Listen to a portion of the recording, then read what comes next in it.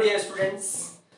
तो आज के सेशन में हम न्यूमेरिकल्स वर्कआउट करते हैं बेस्ड ऑन द कंडक्टेंस। जो हमारा टॉपिक होता है ना, इलेक्ट्रोकेमिस्ट्री का एक टॉपिक है कंडक्टेंस ऑफ इलेक्ट्रोलाइटिक सॉल्यूशंस। उस टॉपिक पे बेस्ड न्यूमेरिकल्स होते हैं कि कहीं पर होगा कि कंडक्टिविटी फाइंड करो, कहीं पर सेल कांस्टेंट फाइंड करो, इस तरीके से मोलर कंडक्टिविटी फाइंड कर लो, इक्विवेलेंट कंडक्टिविटी, ये चीजें। तो देखते हैं, जैसे ये टू न्यूमेरिकल्स, इनको देखते हैं आज के सेशन में। अभी हो जाए तो बेस्ट होगा। Well, the first numerical is the resistance of a decinormal solution of a salt occupying a volume between two platinum electrodes. अब जो प्लैटिनम इलेक्ट्रोड्स है ना, these are 1.80 centimetre apart and 5.4 centimetre square का area है इनका, was found to be 32 ohm. So calculate kappa, that is specific conductance and equivalent conductivity. So in this numerical we are asked to determine specific conductance and equivalent conductivity of the solution. तो देखते हैं कैसे होगा ये। अच्छा, इसमें कुछ terms आ रहे हैं, ये कि इतना अपार्ट है और ये एरिया है, तो ये सेल कांस्टेंट से रिलेटेड है। सॉरी, तो सेल कांस्टेंट क्या चीज है, मैं इसको ऑलरेडी डिस्कस कर चुका हूं इन आवर प्रीवियस वीडियो। तो वहां पर हमने बताया था एक कंडक्टिविटी सेल होता है, उसमें इलेक्ट्रोड्स जो होते हैं इक्वल डिस्टेंस पर, एक फिक्स डिस्टेंस अपार्ट, जो ये बात हो रही है ना ऐसे, तो वहां पर फ्यूज्ड होते हैं और दोनों का क्रॉस सेक्शनल एरिया सेम रहता है करके। तो वो इंफॉर्मेशन भी इस न्यूमेरिकल में यूज हो रही है। तो और भी बेटर इंफॉर्मेशन के लिए I suggest you to go through those videos. काफी इंफॉर्मेटिव रहेगा, हेल्पफुल रहेगा कॉन्सेप्ट पूरा समझने में।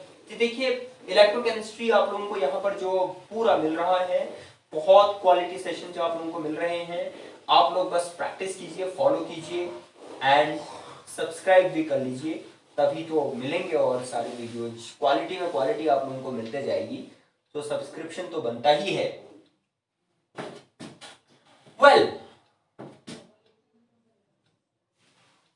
व्हाट इज हियर, जो ये 1.80 होता है ना, it is L, 1.80 centimetre, the distance between the electrodes of conductivity cell. A 5.4 centimetre square. And बोला है कि resistance was found to be, so this is R 32 ohm। तभी कहते हैं ना कि क्वेश्चन को, सबसे पहले क्वेश्चन को समझ लेना चाहिए। अगर आपको क्वेश्चन है वो समझ में आ गया तो समझ लो 60% क्वेश्चन आपका सॉल्व हो गया है। तो वो समझना ज्यादा जरूरी है। पूरे क्वेश्चन को समझने के बाद, उसको अच्छे से रीड करने के बाद, उसको you need to comprehend this duly. और आपको गिवन है, ऑल राइट, और क्या चाहिए, तो डेसी नॉर्मल बोला है इसने, तो नॉर्मैलिटी डेसी नॉर्मल मीन्स 1/10। जब नॉर्मैलिटी 1/10 होती है ना, n/10, हम न्यूमेरिकली तो उसको 1/10 लेंगे, अदरवाइज n/10। जब n/10 नॉर्मैलिटी होती है तो उसको डेसी नॉर्मल बोलते हैं। ठीक है, अच्छा, तो इससे अब रिलेशन कप्पा। अब कप्पा आता कैसे है, सबसे बड़ी बात है कि यहां से स्टार्ट होता है। जरा कॉन्सेप्ट की तरफ को जाएंगे, अगर आप लोग रटना नहीं चाहते हो तो। R is equal to rho into L upon A होता है आपके पास, और उसके बाद 1 upon rho is equal to 1 upon R into L upon A। Fine, ये आया। सो 1 अपॉन रो क्या है, this is actually kappa. What, kappa, specific conductance. तो kappa is equal to 1 upon R into L upon A you have here, means 1 upon R is 32 and L is 1.80 upon 5.4. Fine. So this thing on calculation will give, इसको calculate करेंगे तो आप लोगों को मिलेगा, so you get it 0.0104166 fine. तो ये आया, तो 0.0142। कप्पा की unit ohm inverse centimetre inverse, this is kappa. अच्छा, कप्पा मिल गया आप लोगों को। एंड ये जो लैम्डा EQ है, what is it? This is equivalent conductance. Equivalent conductance is kappa into 1000 upon normality n। So kappa into, let's substitute the values for these, 0.01042 into 1000 upon n is 1/10, means 1 into 10 here, तो 4 zeros मिल गया आपके पास, 1 2 3 4, so it should be 104.2, right? और lambda EQ की unit क्या है? Unit लिखना ना भूलिएगा आप लोग, ohm inverse centimetre square equivalent inverse. So this is how the working of the numerical goes.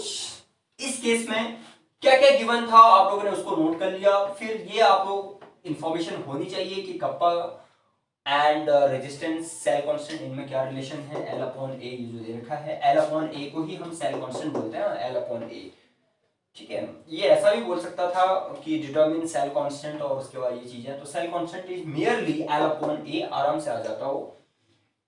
तो फिर कप्पा फाइंड करने के बाद lambda EQ is equal to kappa into 1000 upon n, ये यूज किया आपने, तो आपको मिलता है finally 104.2 ohm inverse centimeter square equivalent inverse, the first numerical. And what is second one here? Let's go through this numerical. A cell with n by 50 kcl, चलिए एक information यहां पर मिल गई। Solution showed a resistance of 550 ohm at 25 degrees Celsius. The specific conductivity of n by 50 kcl at 25 degrees Celsius is this much. All right. Specific conductivity तो kappa है, हाँ, ये kappa की वैल्यू है। The cell filled with, अच्छा यहाँ पे electrolyte change कर दिया इन्होंने, KCl की जगह अब ये आ गया, चेंज कर दिया जिंक सल्फेट। तो कैसे होगा ये न्यूमेरिकल, बहुत इंटरेस्टिंग होने वाला है ये। At 25 degree Celsius shows a resistance of, इसका रेजिस्टेंस है 72.18 ohm.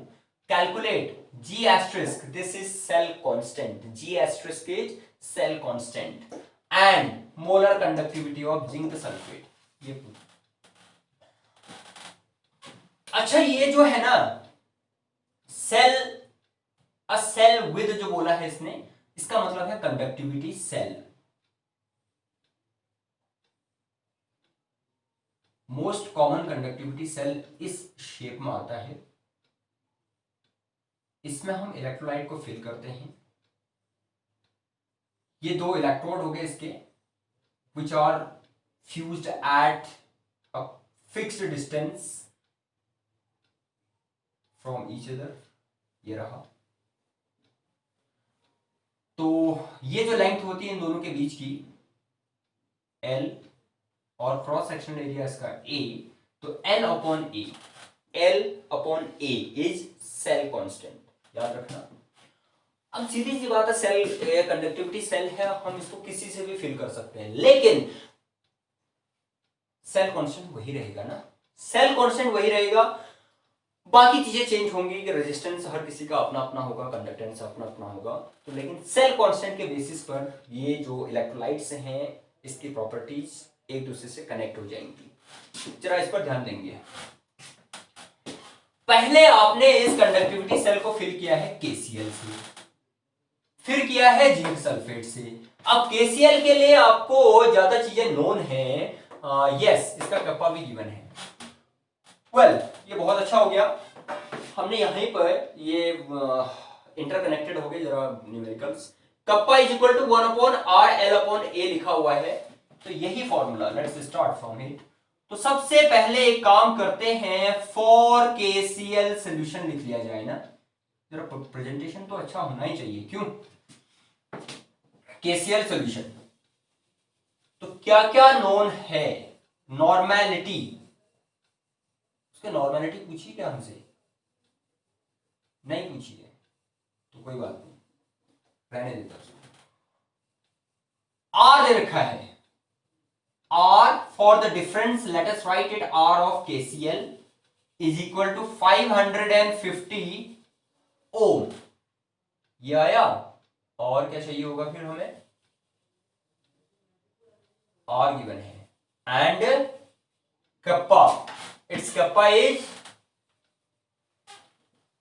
0.002768। This is ohm inverse centimeter inverse.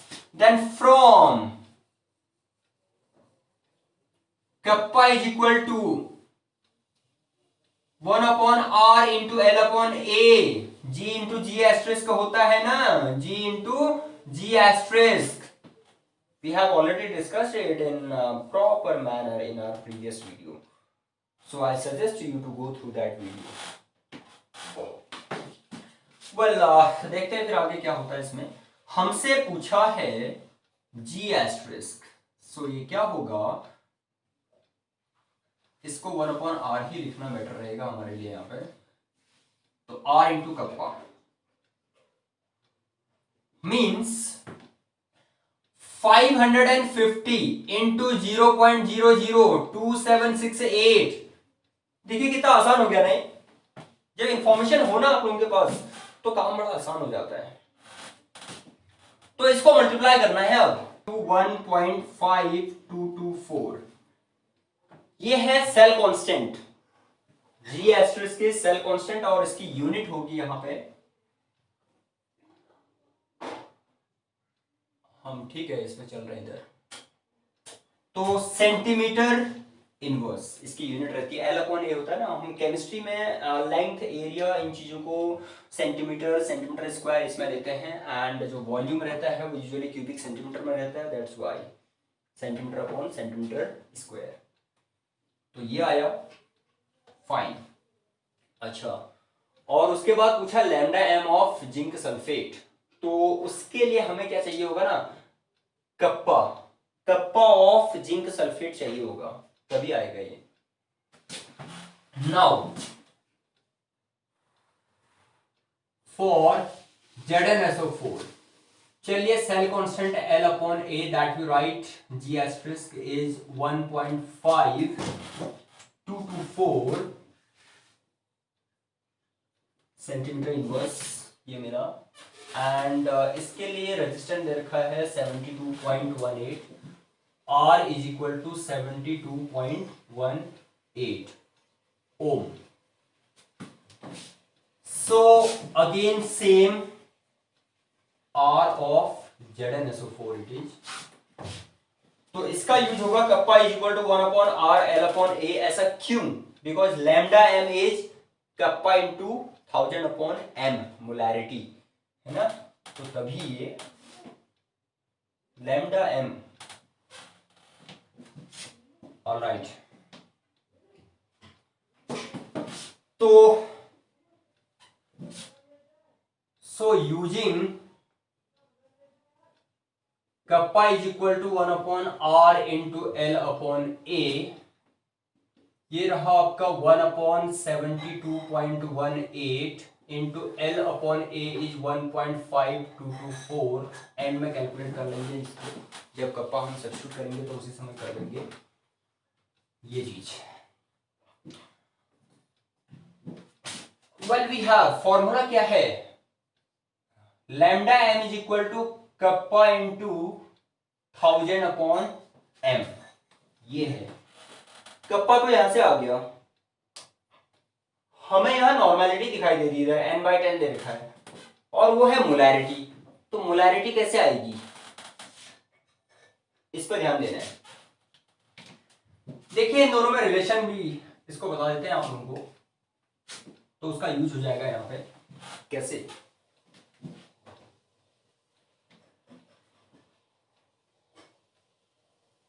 तो ये है आपके पास नॉर्मेलिटी इज इक्वल टू होता है W upon E, that is gram equivalents. Gram equivalent कैसे आते हैं? Gram quantity divided by equivalent weight upon volume. हाँ, this is normality.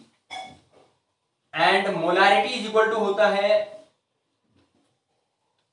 W upon M, where M is molecular weight. तो dash कर देते हैं इसको M डैश, बिकॉज ये इसको हम M लिखेंगे तो अपॉन वॉल्यूम। जब इसको डिवाइड करोगे तो नॉर्मेलिटी जो कि है capital N upon molarity capital M is equal to, you will be getting ये W अपॉन E हो गया divided by volume and volume cancelled, W upon M dash, that is W upon E into M dash upon W। तो molecular weight upon equivalent weight ये मिलेगा। बड़ा अच्छा हो गया ये, शॉर्टकट तरीका। So what do we get actually? Normality into equivalent weight is equal to molarity into molecular weight. Here we needing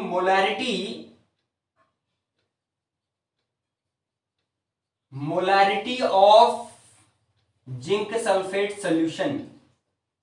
ये क्या आएगा? N into E upon M dash, N into E upon M dash. अब zinc sulphate का molar mass चाहिए हमें। अब एक काम करते हैं, इसका जो भी मोलर मास होगा ये भी आप लोगों को कुछ रटने की जरूरत नहीं है इसमें, और अदरवाइज हम पूरा कैलकुलेट करेंगे तो हमें जिंक का एटॉमिक वेट चाहिए, सल्फर का चाहिए, ऑक्सीजन का चाहिए। ठीक है, तो जिंक का 65 लेते हैं हम, सल्फर 32, ऑक्सीजन पूरा फाइंड करोगे यहां प्लेस करोगे तो भी आ जाएगा। बट क्या है, इस केस में जो इक्विवेलेंट वेट होगा ना यहां पे E इक्विवेलेंट वेट, ये होगा molecular weight divided by 2, because the valency of zinc is 2। Salt के केस में जो चार्ज होता है उससे डिवाइड करते हैं मॉलिक्यूलर वेट को। इक्विवेलेंट, ये नॉर्मेलिटी का कॉन्सेप्ट, इक्विवेलेंट कंडक्टिविटी, ये सॉरी ग्राम इक्विवेलेंट का कॉन्सेप्ट, इक्विवेलेंट वेट का कॉन्सेप्ट, ये ऑलरेडी हम डिस्कस कर चुके हैं। इसको आप लोग वीडियोज में जाइए, प्लेलिस्ट में जाके इलेक्ट्रोकेमिस्ट्री की ही प्लेलिस्ट में आप लोगों को ये मिल जाएगा। तो ये भी बहुत इसेंशियल है आप लोगों के लिए जानना। तो M डैश, तो means M dash is equal to 2 into E। So here we getting N into E upon M dash means 2 into E। देखिए कितना बढ़िया हो गया है, E and E cancel, N upon 2 here।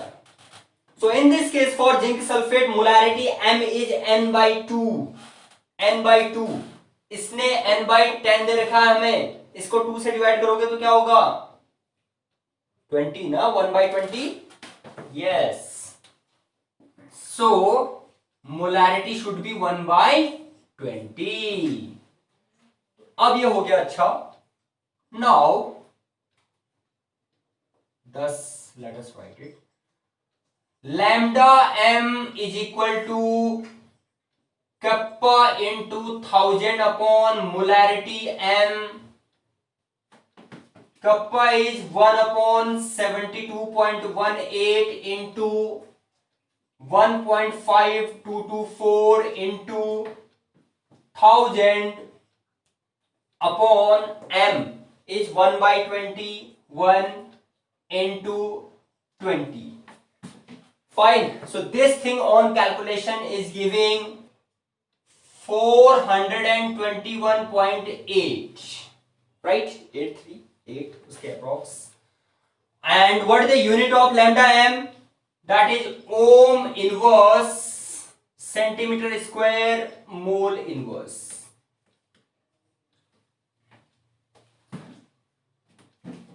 था ना, बहुत ही इंफॉर्मेटिव न्यूमेरिकल था, बहुत अच्छा, आप लोगों को काफी कुछ सीखने को मिलेगा इन दो न्यूमेरिकल्स से। तो आप लोग खूब प्रैक्टिस कीजिए ऐसे ही न्यूमेरिकल्स को। समझ में नहीं आया तो आप लोग दोबारा इसको प्ले कर सकते हैं, दोबारा देख सकते हैं सेशन को। अब तो बहुत ही ज़्यादा फैसिलिटी हो गई, देखिए आप लोग वीडियो में देख रहे हैं इसको।